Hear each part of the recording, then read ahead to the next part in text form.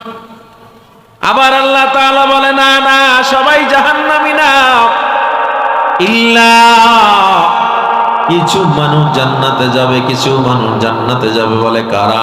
4 গুণওয়ালা মানুষ জান্নাতে যাবে। ও মুসলমান, হাত উঠা বলেন কয় গুণওয়ালা মানুষ জান্নাতে যাবে? হাত উঠান সবাই, কয় গুণওয়ালা? এই 4 গুণ আজকে মুখস্থ করে আমলের নিয়ত করে বাড়ি যাব, পারবো ইনশাআল্লাহ? সূরা আসরে আল্লাহ 4টা গুণ বর্ণনা করেছেন। 4 গুণের মধ্যে 1 নাম্বার গুণ আল্লাযীনা আমানু। 4 গুণের মধ্যে 1 নাম্বার গুণ যারা ঈমান আনবে, ঈমানদার যারা। এখন আসেন তাইলে ঈমানদার কারা?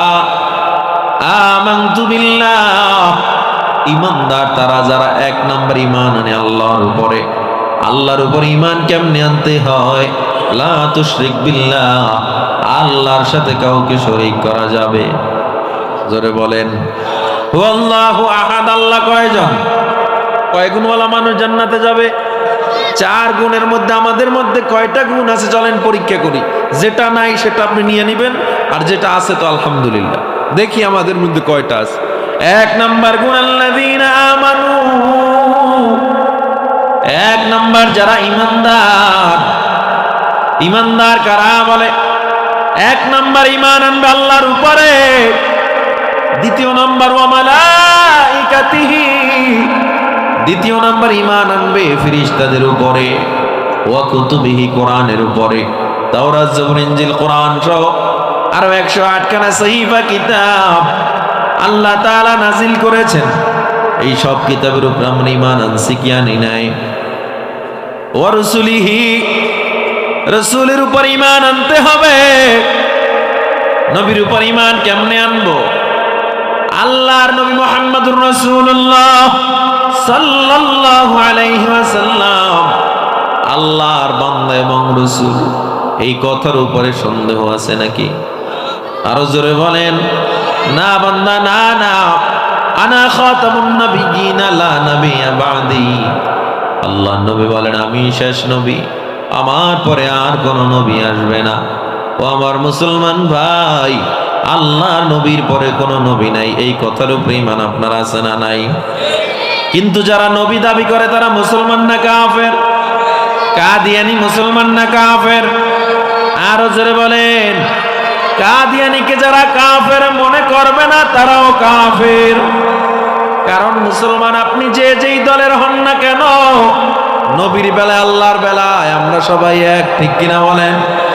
এই কাদিয়ানী খতমে নবুয়তের উপর আক্রমণ করেছে। আমরা 53-54 বছর পর্যন্ত কম আন্দোলন করলাম না, কম আবেদন করলাম না। কাদিয়ানীকে আমরা বারবার বলছি রাষ্ট্রীয়ভাবে ঘোষণা চাই, কেউ করে না, কেউ আমাদের দাবি রাখে না। আমরা বরিশালের ময়দান থেকে মুসলমান, আমরা তাওহীদি জনতা, আমরা এক আল্লাহর গোলাম, এক নবীর উম্মত দাবি রেখে গেলাম। কাদিয়ানীকে রাষ্ট্রীয়ভাবে শীঘ্রই কাফের ঘোষণা করতে হবে। মুসলমান, কাদিয়ানী মুসলমান না কাফের? আপনাদের কোনো সন্দেহ আছে নাকি? মুসলমানের এই দেশেতে কাদিয়ানীদের ঠাঁই নাই। কাদিয়ানীদের পক্ষে যারা, তাদের কোনো রক্ষা নাই।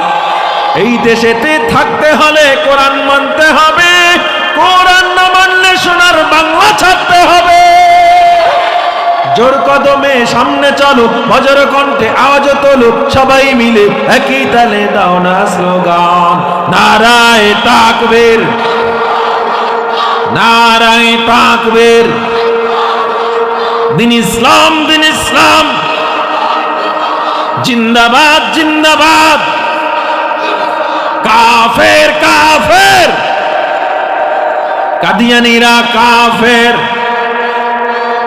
আল্লাহ নবী নিজে বলেন লা ইউমিনু আহাদুকুম হাত্তা আকুনা হাব্বা ইলাইহি মিন ওয়ালিদিহি ওয়া ওয়ালাদিহি ওয়ান নাসি আজমাইন।